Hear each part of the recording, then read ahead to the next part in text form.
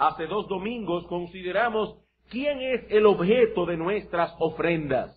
Y dijimos que no ofrendamos para la iglesia, que no ofrendamos para que los pastores y los hermanos vean nuestra generosidad, sino que ofrendamos a aquel que es primero nuestro Creador, segundo nuestro Redentor y tercero el Señor soberano de la providencia. Cada vez que traemos nuestras ofrendas, debemos hacerlo con esa conciencia. Ofrendamos para aquel que es nuestro Creador, a aquel que es nuestro Redentor, a aquel que es el Señor soberano de la providencia. Y ese mismo domingo en la tarde, consideramos el espíritu o disposición con que debemos traer nuestras ofrendas a Dios. Hermanos, no basta con traer dinero a Dios, sino traer un corazón dispuesto al dar. ¿Y cuál es esa disposición interna que debemos tener al ofrendar para que nuestra ofrenda sea agradable, sea acepta delante de Dios? Bueno, dijimos en aquella ocasión que una disposición correcta para ofrendar incluye primeramente un compromiso sin reservas a Cristo. Dice que los hermanos de Macedonia se dieron a sí mismos primero. En segundo lugar, la disposición de dar con alegría, sin constreñimiento, no por tristeza ni por necesidad, dice Pablo, porque Dios ama al dador alegre. Tercero, debemos dar con una disposición liberal. Debemos dar lo nuestro con liberalidad. Y finalmente, una disposición a dar con modestia y sin pretensiones, que no sepa tu mano izquierda lo que hace tu derecha. En la tarde de hoy, enfocaremos finalmente los principios que debemos tomar en cuenta a la hora de decidir la cantidad específica que debemos ofrendar. Queridos hermanos, estamos a punto de embarcarnos en un proyecto que demandará la involucración financiera personal de todos y cada uno de los miembros de esta congregación.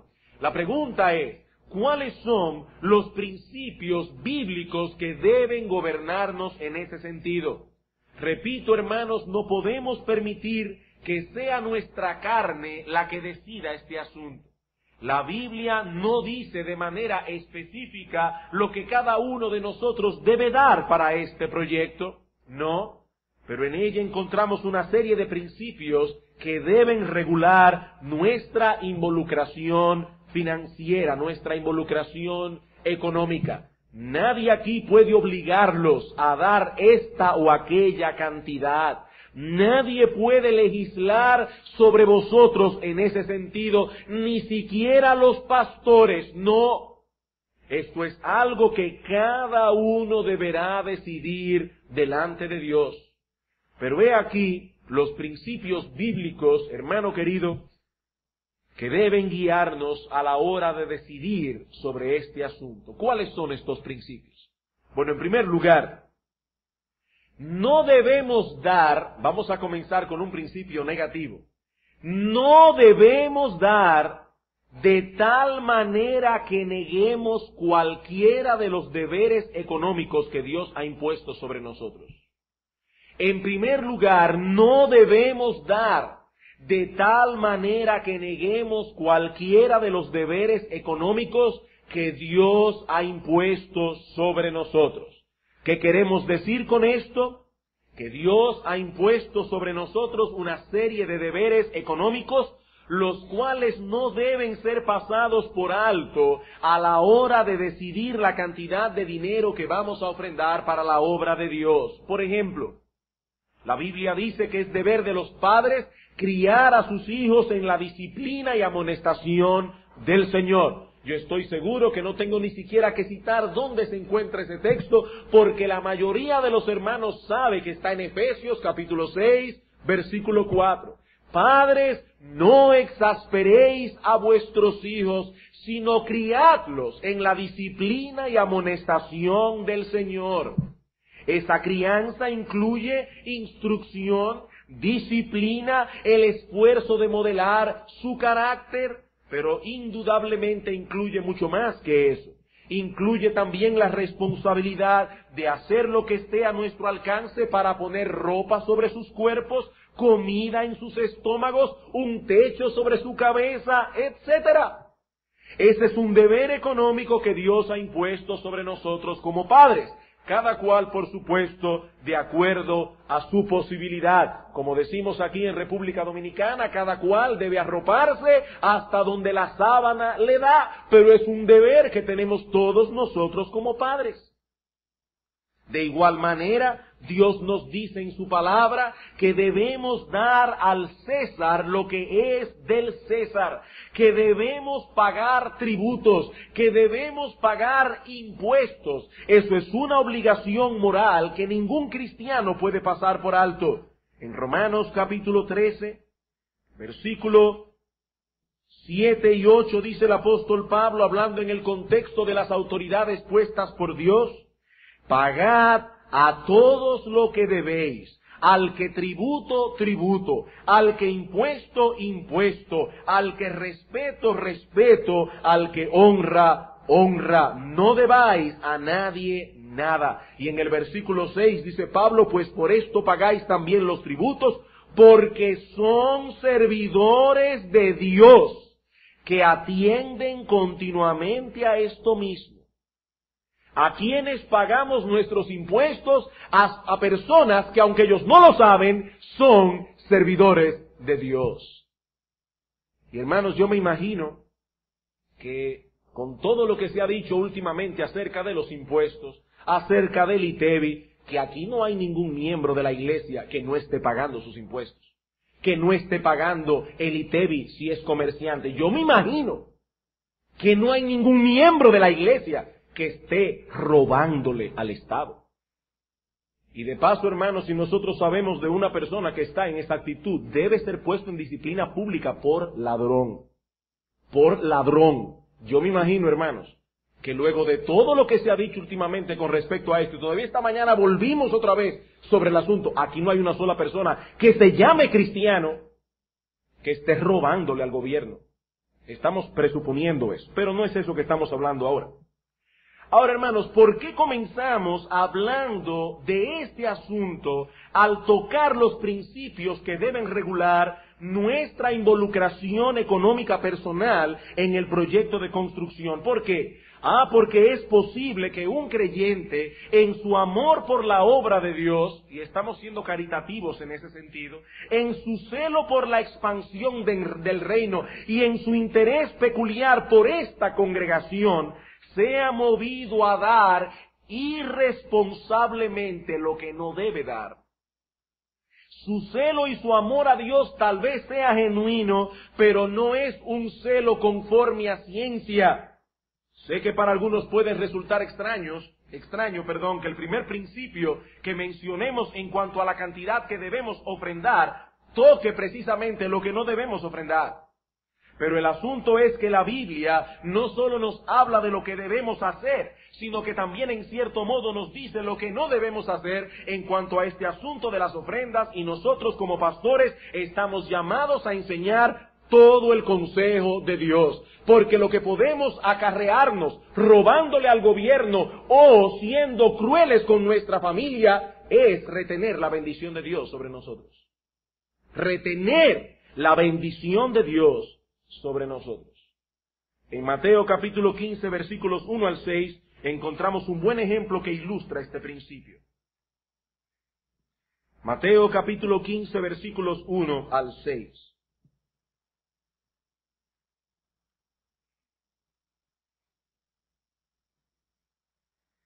Entonces se acercaron a Jesús ciertos escribas y fariseos de Jerusalén, diciendo: ¿por qué tus discípulos quebrantan la tradición de los ancianos, porque no se lavan las manos cuando comen? Respondiendo él les dijo: ¿por qué también vosotros quebrantáis el mandamiento de Dios por vuestra tradición? Porque Dios mandó diciendo: honra a tu padre y a tu madre, y el que maldiga al padre o a la madre muera irremisiblemente. Pero vosotros decís: cualquiera que diga a su padre o a su madre: es mi ofrenda a Dios todo aquello con que pudiera ayudarte, ya no ha de honrar a su padre o a su madre. Así habéis invalidado el mandamiento de Dios por vuestra tradición. Aquí tenemos el ejemplo de un hijo que tiene posibilidades de ayudar a sus padres económicamente, los cuales están pasando por problemas económicos en ese momento. Pero entonces ese hijo le dice: lo siento papá, lo siento mamá, pero el dinero que había acordado dar para ustedes este mes, he decidido darlo al templo como una ofrenda. Es corbán, es mi ofrenda a Dios. Por supuesto, en el caso de los fariseos era una actitud hipócrita, ya que este hombre podía decidir luego, según la ley de los rabinos, no dar la ofrenda. Primero le decía al padre: no te puedo dar porque es mi ofrenda, y después decide no dar la ofrenda, y así se libraba de paso de ayudar a sus padres. Pero se puede caer en ese mismo error por una motivación noble. Se puede caer en ese mismo error por una motivación noble. Sobre todo, volviendo al tema de los impuestos, cuando se trata del asunto de los impuestos. ¿Para qué yo voy a dar mi dinero al Estado, pagando mis impuestos, si ni siquiera sé lo que se hace con ese dinero? Seguramente no será desagradable a Dios si yo destino esos fondos para la construcción de nuestro edificio. Oh sí, hermano, Dios se verá desagradado con eso. Dios verá eso con desagrado. El dar para la obra de Dios no debe llevarnos a la irresponsabilidad y a pasar por alto otros principios claros que se encuentran en las Sagradas Escrituras. No importa qué tan noble sea la motivación, no debemos cancelar la palabra de Dios por ninguna razón. En 1 Timoteo capítulo 5 versículo 8 dice el apóstol Pablo que el que no provee para los suyos y mayormente para los de su casa, esa persona es peor que un incrédulo y ha negado la fe. ¿Ha negado la fe? A las hermanas que tienen esposos inconversos, si sus esposos les dan dinero para la comida del mes en el supermercado, no es correcto que se desvíe de esos fondos para nada, ni para el proyecto de construcción. El dinero del supermercado debe usarse íntegramente para el supermercado. De lo contrario, estarías engañando a tu marido. Hermana, Dios conoce tu corazón. Tal vez tú quieres dar más para la obra, pero tu esposo no te lo permite. Ahora, si tú puedes ahorrar algo aquí y otro poco allá, pregúntale a tu marido si tú puedes disponer de ese dinero. Y si su respuesta es afirmativa, entonces, y solo entonces, siéntete libre de ofrendar, porque la mujer debe estar sujeta a su marido. Ahora bien, permítanme traer aquí una nota aclaratoria, ya que nuestra carne siempre busca pervertir los principios bíblicos para nuestro propio provecho. No asuma que todo lo que usted gasta en su hogar es una verdadera necesidad y por consiguiente una responsabilidad dada por Dios. No asuma eso. No asuma eso. Los lujos que satisfacen nuestros deseos y apetitos carnales no son una necesidad. Porque una persona puede decir, bueno, estoy dando para la necesidad de mi casa, pero resulta que esa necesidad incluye cosas que no son tan necesarias. Entonces, no asuma que todo lo que usted gasta en su presupuesto es una necesidad. Yo estoy hablando de necesidad. Y aquí es interesante traer a colación algo que dice Juan Calvino en este libro de oro, y es realmente un libro de oro, de la verdadera vida cristiana, así de pequeño como es. Hermanos, voy a leer varios párrafos, pero es importante porque si no, no vamos a poder tomar el balance. Hay personas que se van a un extremo o al otro. También tenemos algunos que hacen como San Francisco de Asís y quieren regalarlo todo.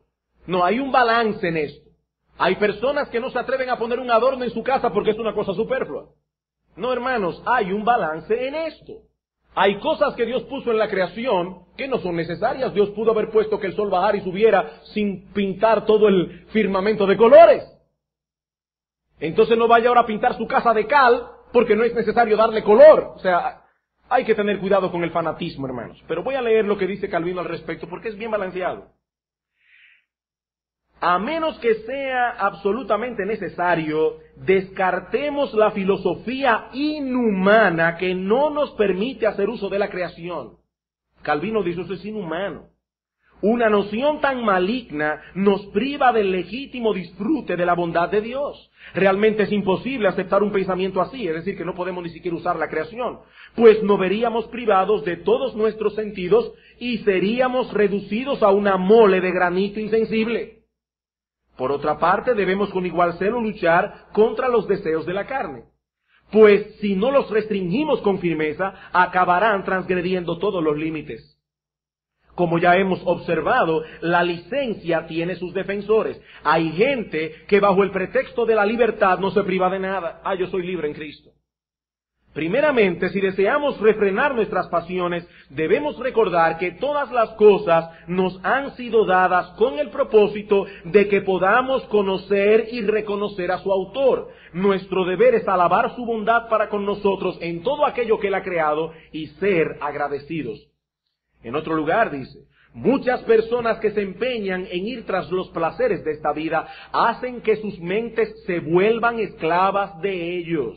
Algunos se deleitan tanto con el mármol, el oro y las pinturas que se vuelven como estatuas. Parecen haber quedado paralizados entre los ricos metales y empiezan a parecer a ídolos de colores. El sabor de los alimentos y la dulzura de los aromas hacen que algunas personas se vuelvan tan tontos que pierden el gusto por las cosas espirituales. Por lo tanto, está claro que el principio de la gratitud debería frenar nuestros deseos de abusar de las bendiciones divinas. Aquel que nos ordena que usemos este mundo como si no lo usásemos, no solamente nos prohíbe toda falta de moderación en comer y beber, en los placeres indecorosos y excesivos, en la ambición, el orgullo y la fastuosidad en nuestro hogar, sino en cada cuidado y afecto que haga disminuir nuestro nivel espiritual o que amenace con destruir nuestra devoción. Hay un antiguo proverbio que nos recuerda que aquellos que ponen mucha atención al cuerpo generalmente descuidan el alma, y eso sí es verdad, hermanos. Yo no estoy diciendo con eso que si usted hace ejercicio para mantenerse en forma, usted es un carnal. No, yo estoy diciendo exactamente lo mismo que dice Calvino aquí. A aquellos que ponen mucha atención al cuerpo, olvídese que está descuidando su alma. Eso es una ley, como que 2 y 2 son 4. Por el contrario, debemos de forma continua y con toda resolución ejercitarnos para quitar de en medio todo aquello que es superfluo y evitar todo despliegue vano de lujo. Y podría seguir leyendo muchas otras cosas, hermanos, pero solo lo leo para aclarar que cuando hablamos de necesidad, estamos hablando de necesidad. Bien, segundo principio. Primer principio, no debemos dar de tal manera que neguemos cualquiera de los deberes económicos que Dios ha impuesto sobre nosotros. En segundo lugar, debemos dar a la luz de las habilidades y recursos presentes que Dios nos ha dado en su providencia.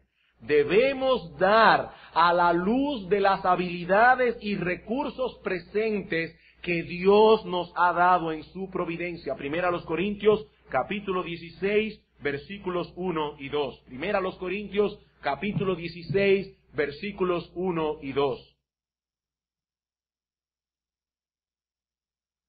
Hermanos, es muy importante que hagamos un balance, sobre todo en una iglesia como esta, donde hay tantos niveles distintos en lo que a los recursos económicos significa. Yo leo en la palabra de Dios que cuando José llegó a ser el segundo en Egipto, lo primero que hizo Faraón fue darle una ropa de acuerdo con su posibilidad y darle un carro. No era un Mercedes-Benz, yo estoy hablando de que le dio un carro, de eso que se usaba en aquel tiempo. Pero seguramente que no era un carro igual al carro que tenían todos los demás. Y digo esto, hermanos, para que los pobres no comiencen a juzgar a los ricos.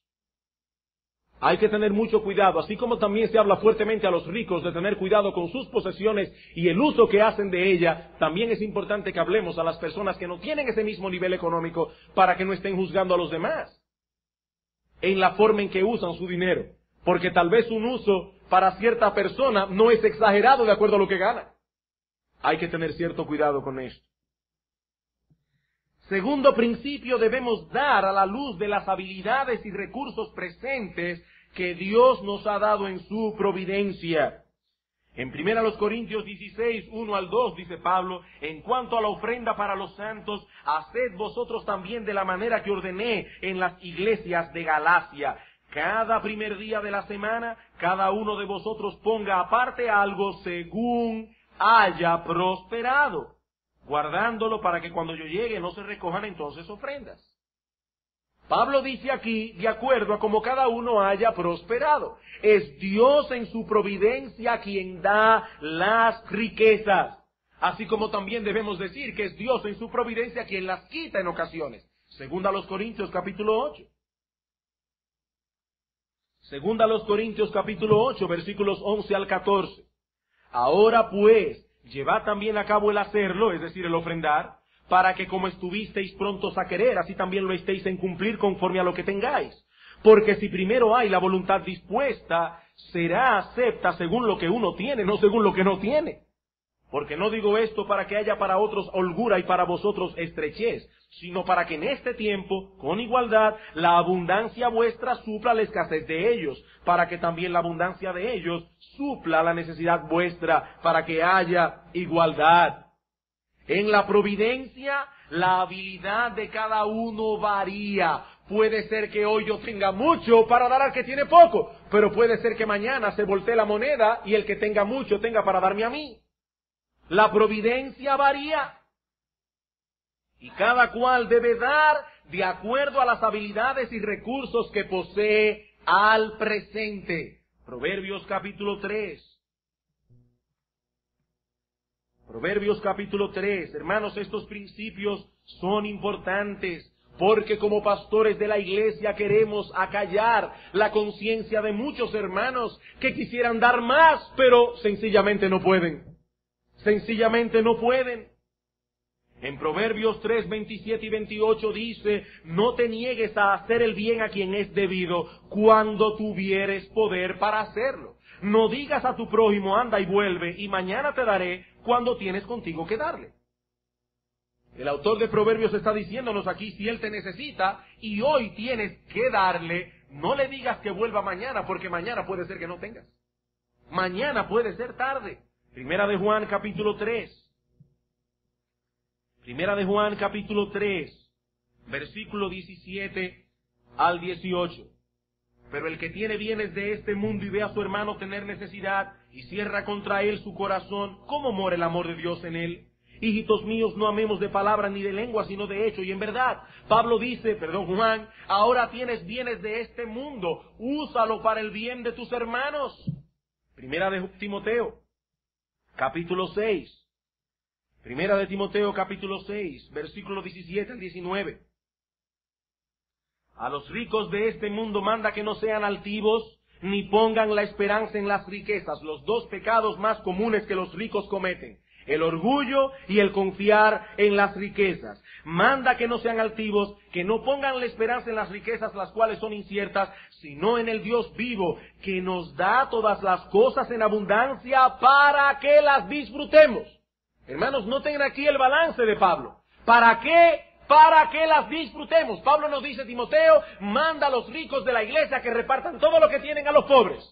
No, pero dice que hagan bien, que sean ricos en buenas obras, dadivosos, generosos, atesorando para sí buen fundamento para lo porvenir, que echen mano de la vida eterna. Si por la providencia de Dios tienes que dar, hermano, da conforme a lo que tienes. Si en la providencia de Dios hoy no tienes, hermanos, es la providencia de Dios. A veces es doloroso ser realista al evaluar nuestros propios recursos y nuestra situación presente. Hay creyentes fieles, celosos y fervientes en su amor por Cristo, que sabemos que quisieran dar mucho más de lo que dan. Otros no tienen hoy lo que tuvieron en épocas pasadas. Hermano querido, no te sientas frustrado, porque tu situación presente es parte de la providencia de Dios para ti. Cada cual debe dar de acuerdo a lo que tiene y no de acuerdo a lo que no tiene.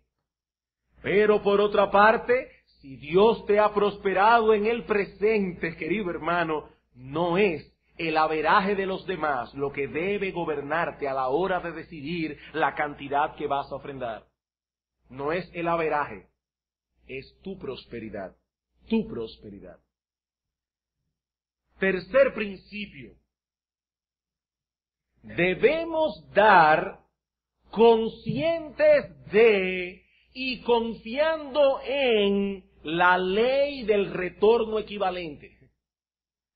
Debemos dar conscientes de y confiando en la ley del retorno equivalente. Pastor, ahora sí que usted te está hablando de cosa extraña. ¿Qué ley es esa?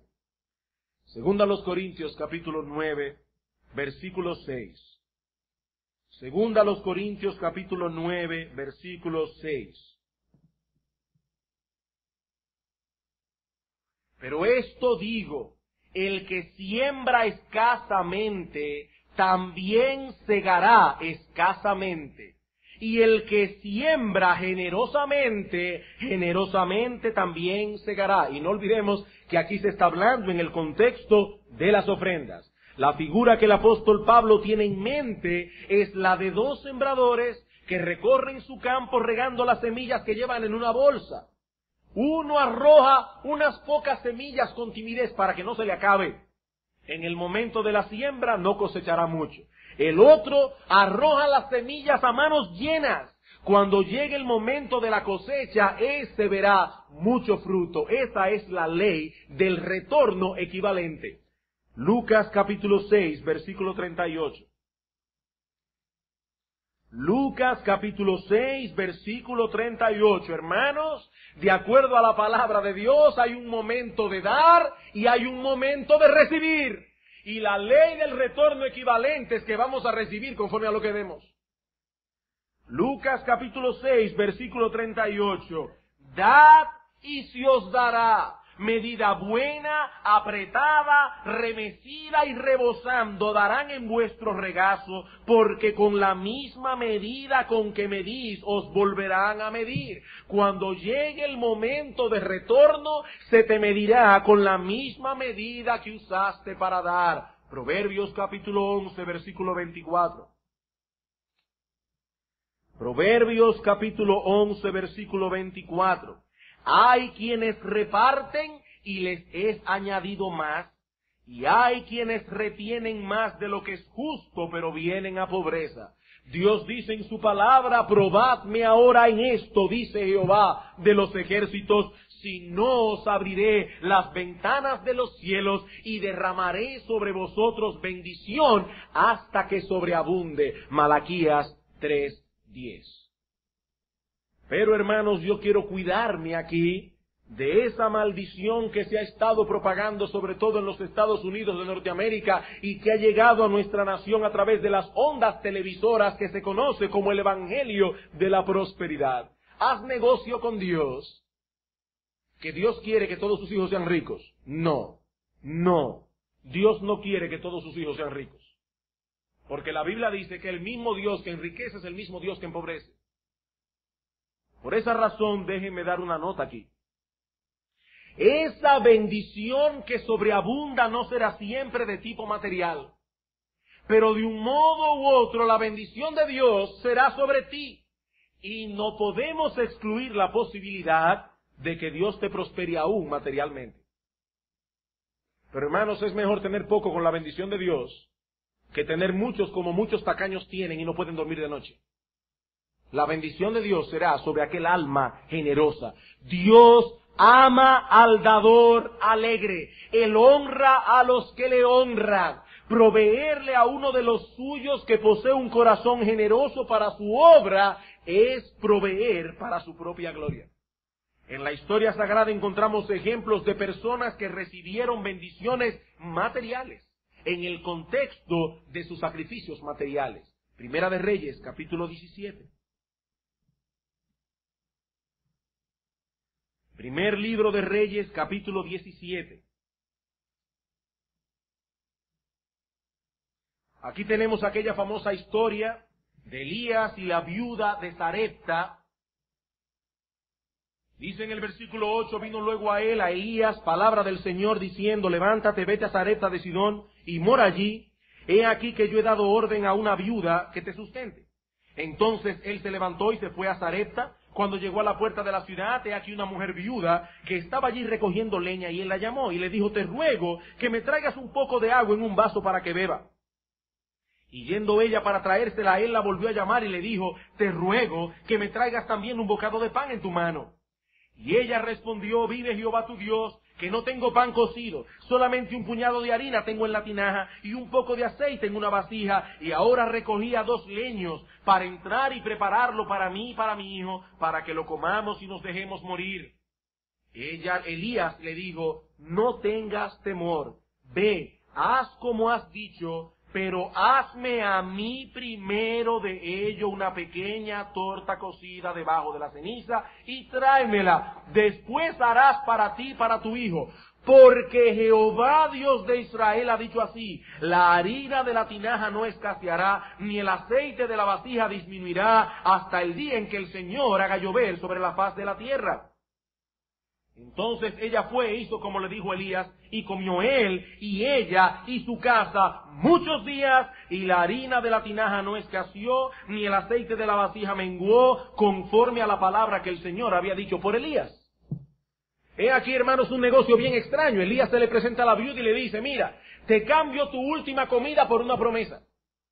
Dios ha prometido que si me das la comida, a mí que soy profeta del Señor, a mí que estoy predicando la palabra de Dios, Dios ha prometido que la harina no escaseará de tu vasija, ni el aceite tampoco. Esta mujer tenía una opción, o su última comida o la promesa de Dios.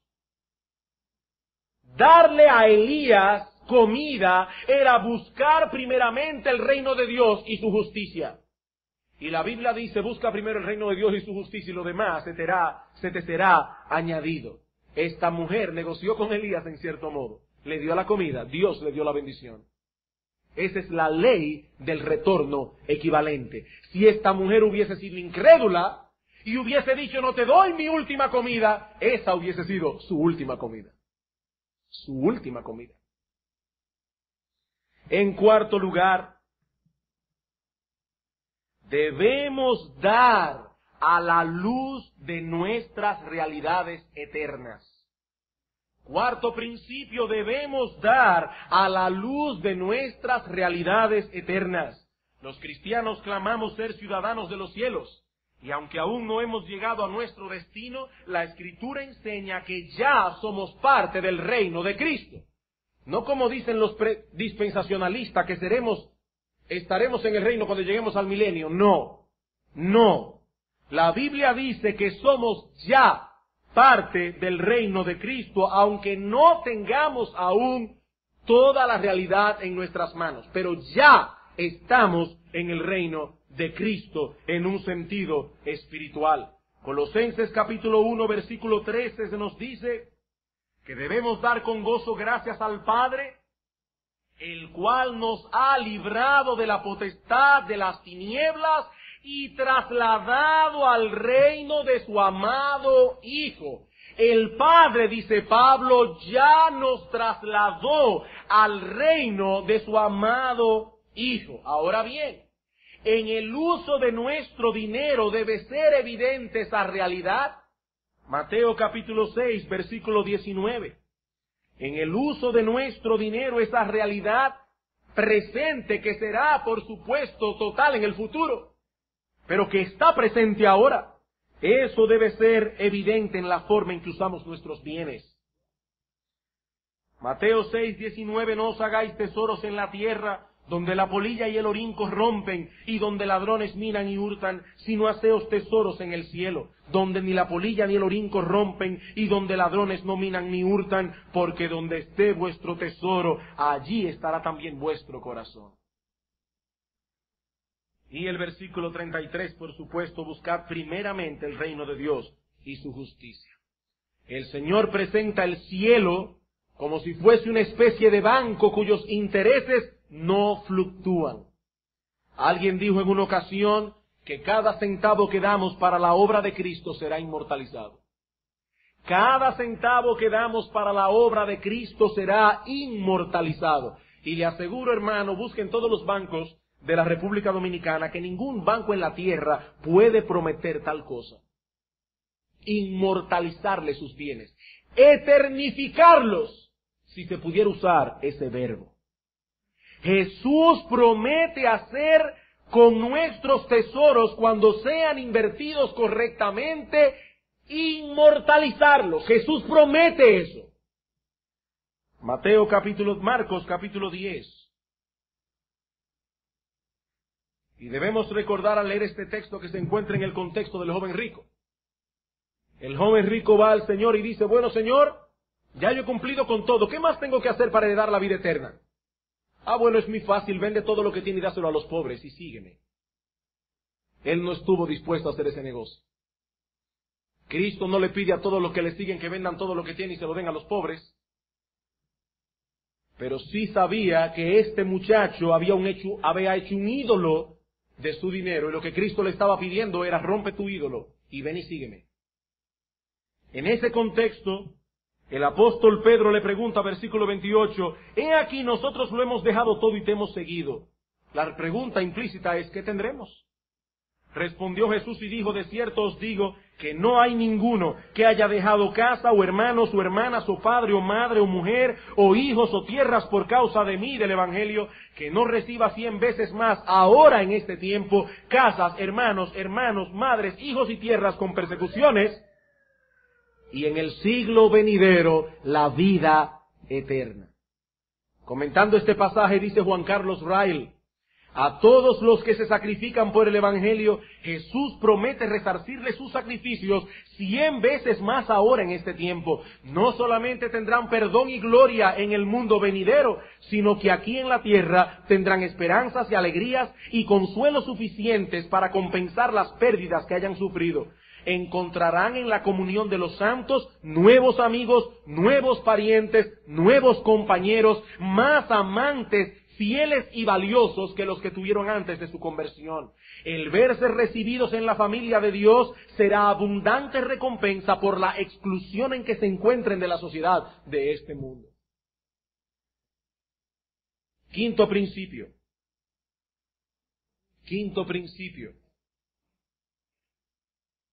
Debemos dar, este es el último ya, conscientes del llamado del evangelio a negarnos a nosotros mismos. A la hora de decidir la cantidad que vamos a ofrendar, debemos hacerlo con la conciencia del llamado del evangelio a negarnos a nosotros mismos. El llamado de Cristo a los suyos es a negarse a sí mismos, a tomar su cruz cada día para seguirle a Él. Mateo capítulo 16, versículo 24 al 26.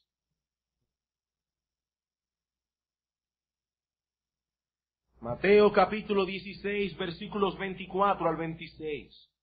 Y esto en cierto modo nos trae rememoranzas de la puerta estrecha de la que hablábamos esta mañana.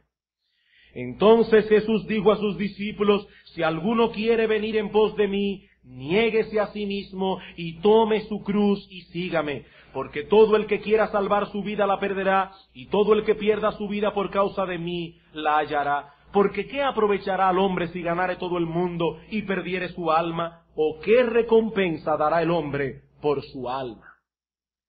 Repito algo que decíamos esta mañana, hermanos y amigos que están aquí.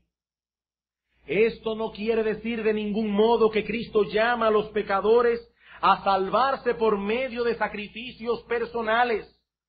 No, la salvación es por medio de la fe, por la gracia de Dios, no por obras para que nadie se gloríe. No obstante, la fe exige necesariamente la determinación a morir a nosotros mismos.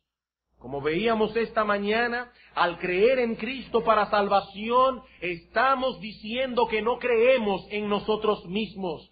Confiar en Él es dejar al mismo tiempo de confiar en nosotros. En ese sentido podemos decir que la autonegación es la puerta de entrada al reino de Cristo. Pero esa puerta nos guiará a un camino donde tendremos que aplicar el mismo principio de autonegación vez tras vez. El Señor dice: tome su cruz cada día. Hay una experiencia inicial, pero hay una experiencia continua de autonegación. Ahora yo me pregunto, hermanos, ¿cuánto de ese principio de muerte al yo y de autonegación ha encontrado lugar en nuestra vida cristiana? ¿Quieres evaluarlo en una forma objetiva? Bien, te voy a dar un parámetro. El momento de apartar nuestra ofrenda es una buena oportunidad para evaluar eso. Es una buena oportunidad. El dar sacrificialmente es parte de ese ejercicio piadoso de negarnos a nosotros mismos. Segundo libro de Samuel, capítulo 24. Segundo de Samuel, capítulo 24. David se presenta delante de Arauna el Jebuseo y le dice: véndeme tu tierra porque quiero construir allí un altar para el Señor.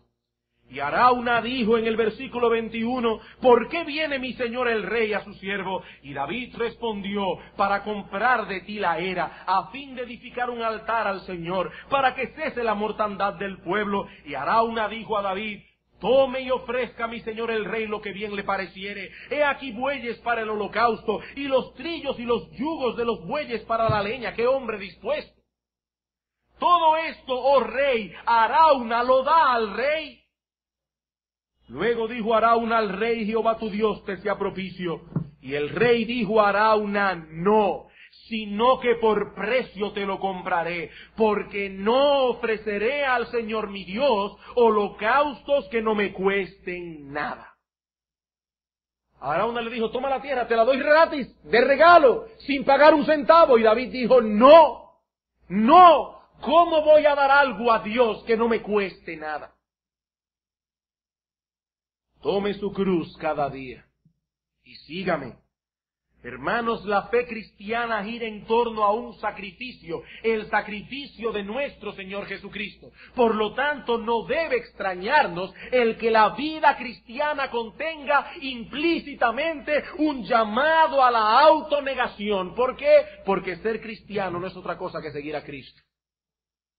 Y el camino de Cristo fue el camino de la cruz. Ese es el camino nuestro. El mismo de Cristo. Bien, hermanos, he aquí los principios que debemos tomar en cuenta a la hora de apartar nuestra ofrenda para el proyecto de construcción. En primer lugar, no debemos dar de tal manera que neguemos cualquiera de los deberes económicos que Dios ha impuesto sobre nosotros. En segundo lugar, debemos dar a la luz de las habilidades y recursos presentes que Dios nos ha dado en su providencia. Tercero, debemos dar conscientes de y confiando en la ley del retorno equivalente. Cuarto, debemos dar a la luz de nuestras realidades eternas. Quinto, debemos dar conscientes del llamado del Evangelio a negarnos a nosotros mismos. Y ahora nos preguntamos a modo de conclusión, hermanos, ¿qué nos enseñan todos estos principios? Que la vida cristiana es una vida de fe.